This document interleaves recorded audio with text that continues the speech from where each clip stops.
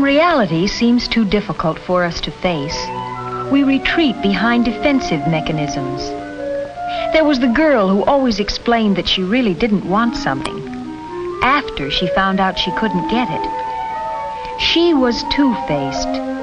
Her defense mechanism was rationalization. Remember the boy who failed to make the team? It was because the coach didn't like him, so he said.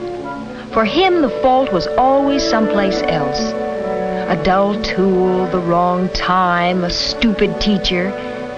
His defense mechanism is a special type of rationalization that we call projection. Remember the girl who could only disagree? She could only shake her head. Her defense mechanism was negativism. All of us are guilty of defensive mechanisms to some degree at some time. Knowing their dangers, we have a better chance to guard against them. When these poor defenses slip, and they always do, and we're face to face with hard reality again, we have other means of getting away. Remember the boy who couldn't dance, but who always brought a pint to the party? He was trying to escape from a sense of his own inadequacy. The next morning, he'd have a hangover, and he still couldn't dance. She was a daydreamer. She could dream that she was the most beautiful woman in the world. Time and time again, she could return to it, getting more beautiful with each dream. But every time she woke up, she was face to face with her own face. He identified himself with a welterweight champion. Every fight the champ won, he won. Every punch the champ took, he took. And he could take it. His escape mechanism was identification with somebody else. She thought that if you pretended a thing wasn't there, it might go away. If you pretended something hadn't happened, maybe it hadn't. If you hid the truth away, maybe it would turn out to be a lie. Her escape mechanism was suppression. He saw illness as a way out. A back way, true, but a way. When it was time to bring in the wood, his legs pained him. When the snow fell, something went wrong with his arm. And he loved the attention he got. His escape mechanism was malingering. The Army calls it gold bricking. Too many of us refuse to face reality. Too many of us try to escape our duties and identities, our faces and our families. But all these things remain. All the realities remain whenever we leave our dreams and return to the real world.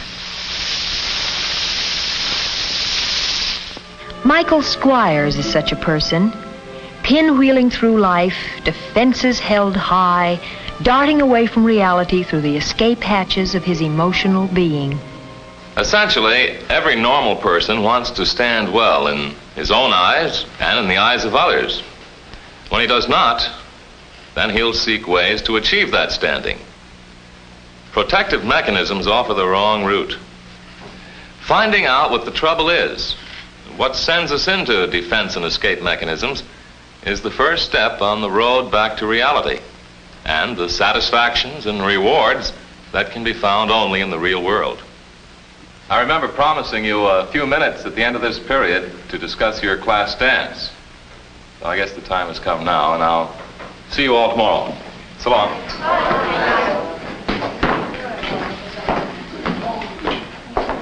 Okay, little attention, please. Okay, now we got just about everything set. The dance will be the first week in October, Friday night.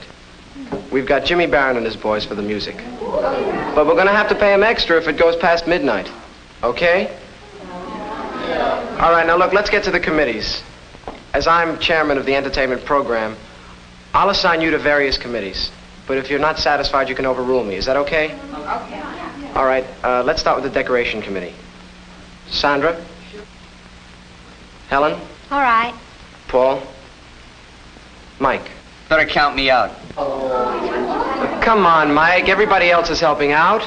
No, leave me out of it. I'm pretty busy these days, doing some very important work at home. Don't tell us you're still at work on your great American novel. It must be nearly finished by now. Oh, it's coming along. Well, look, we can't waste any more time. How about you, Hank? Well, I'm not much good on decorations anyway. There are probably a lot of other things I could do much better. It's okay, Mike. Forget it. Now, we want to decide whether we want it to be formal or costume. Formal. Costume. Oh. Okay, hold it. Well, I just think that jeans and plaid shirts would be more colorful, that's all. Wait a minute. Look, we'll take a vote on it. All in favor of formal, say aye. Aye. Contrary, no. No.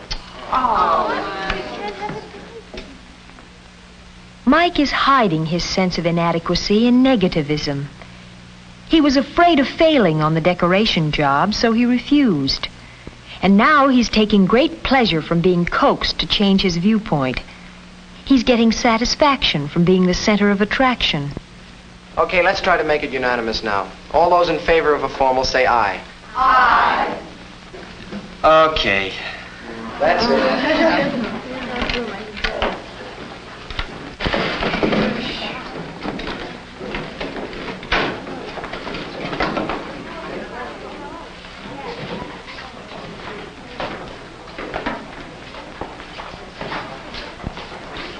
He always manages to make it tough.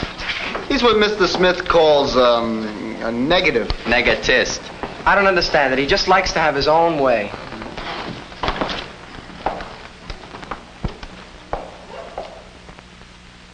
At home that night, Mike slips into another phase of his defense mechanism, that of rationalization.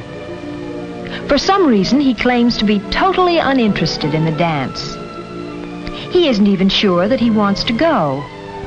All those guys rushing around, buttoned up to their chins in blue serge.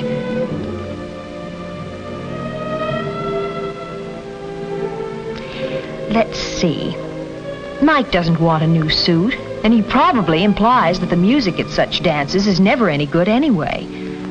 His sister suggests that probably none of the girls would dance with him. Girls. Just having Harriet around the house is all the girls Mike can stomach. Or so he claims. Girls are stupid and silly. He would be perfectly happy, so he says, if he never saw another girl as long as he lived. His sister has her own ideas on the subject. Sour grapes. Mike is finding out that no real defense against the hard realities of life can be found in negativism and rationalization. Face-saving, self-justification, deception. Why? Disappointment, discouragement, a sense of failure. Why? Insecurity, a lack of confidence, a feeling of inferiority. Why? Why? There are all kinds of reasons for such things, and there could be all kinds of results from them. Mike had many of his own reasons, and he had his own results. In some cases, Mike had taken little experiences, little things, and buried them deep within himself, carefully suppressed and kept from the healing light of day.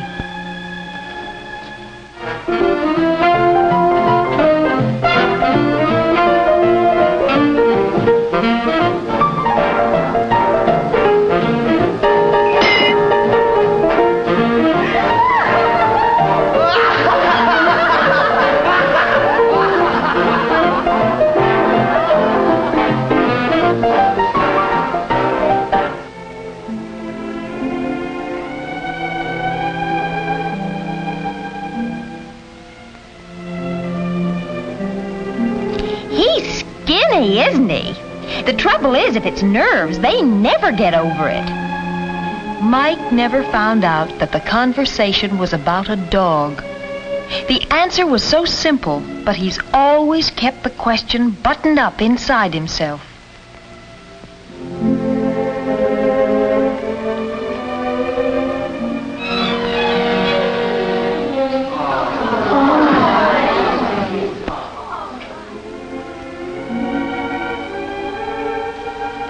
Protective mechanisms offer the wrong route. Finding out what the trouble is what sends us into defense and escape mechanisms, is the first step on the road back to reality.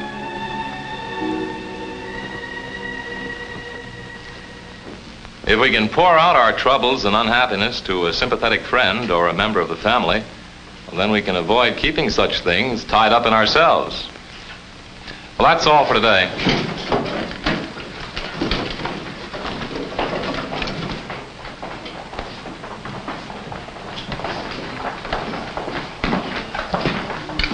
Got something on your mind?